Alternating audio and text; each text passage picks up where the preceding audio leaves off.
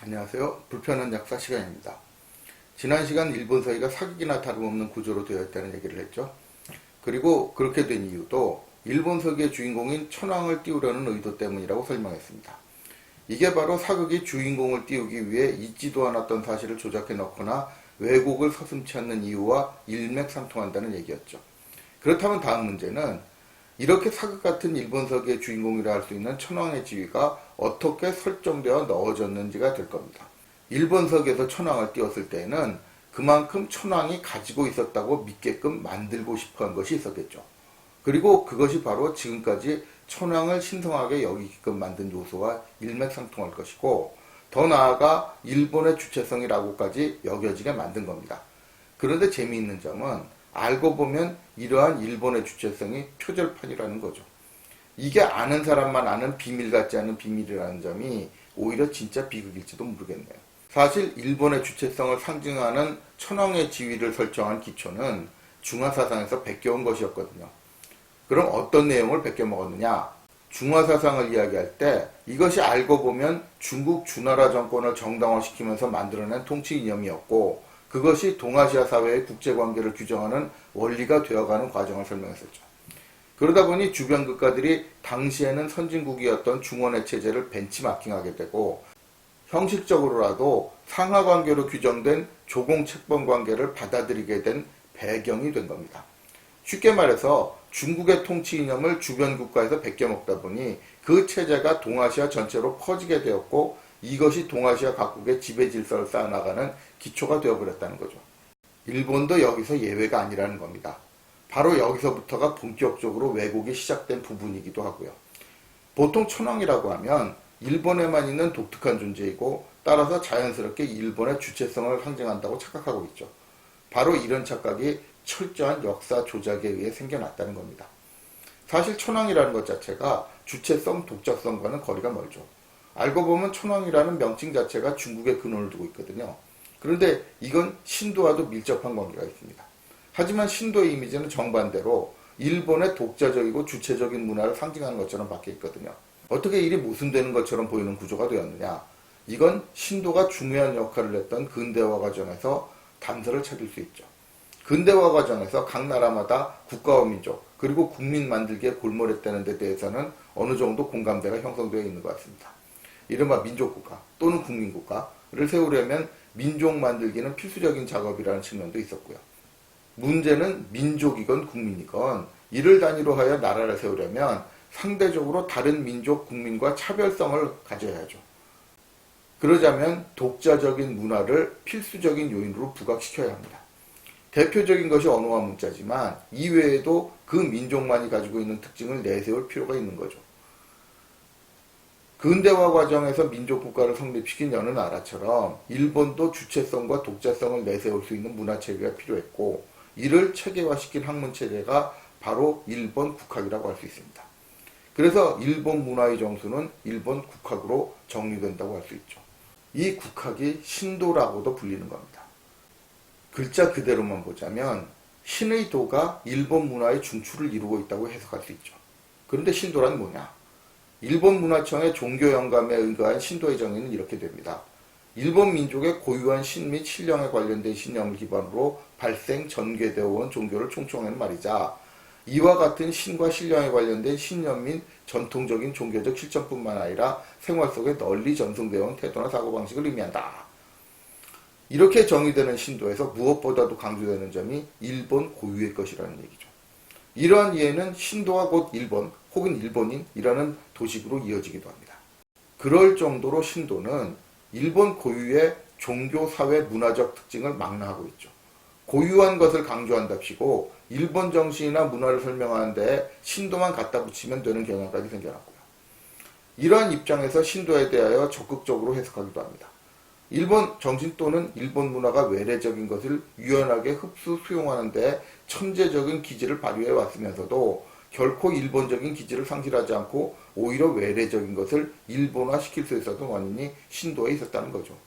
그래서 신도야말로 일본인의 정신생활을 통합시켜준 장본인이라고 보기도 하고요.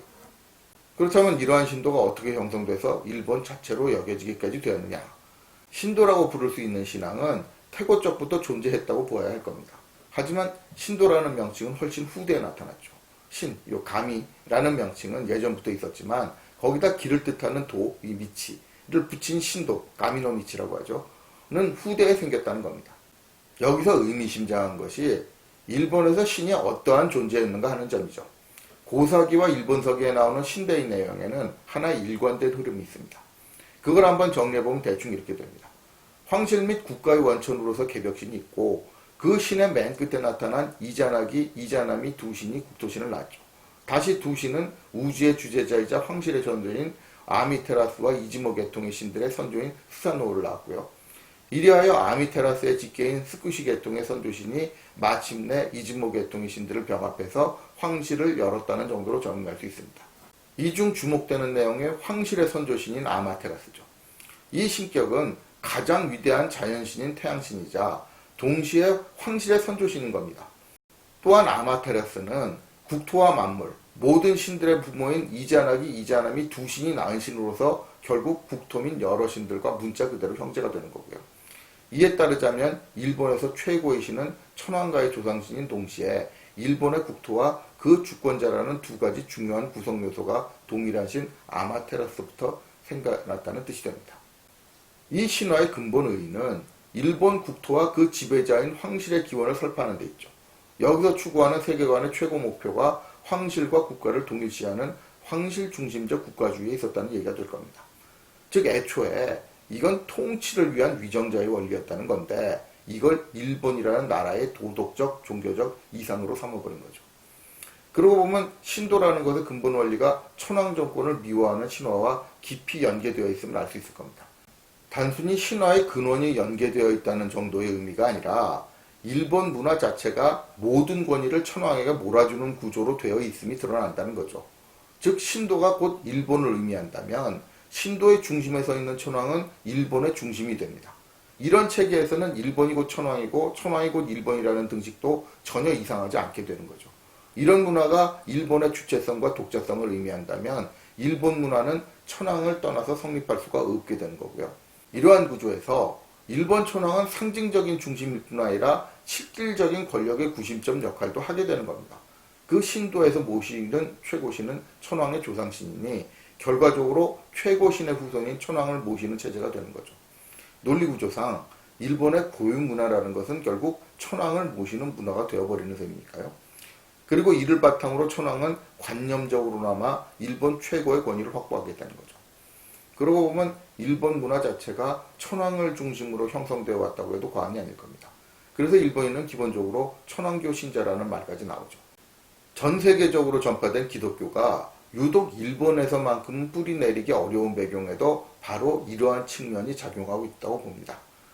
주체적 독자적 문화 운운하지만 따지고 보면 그 독자성은 천황이라는 존재의 권위를 몰아주는 구조에서 파생됐다고 해도 지나친 말이 아니죠.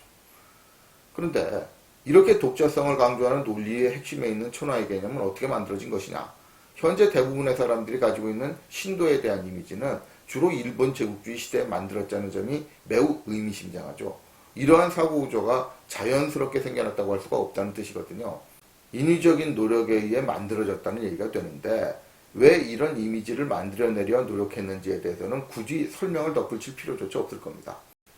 그렇기 때문에 일본 제국주의 시절에 만들어진 논리에 휩쓸리다 보면 일본의 주체성을 상징하는 천황의 권위가 베껴먹은 것이라는 논리를 이해하기 어렵게 됩니다.